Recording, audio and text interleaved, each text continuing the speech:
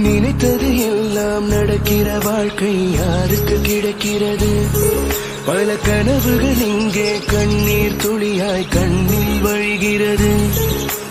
விருப்பங்கள் எல்லாம் தொலைந்த பின்னாலே வேதனை நிலைக்கிறது.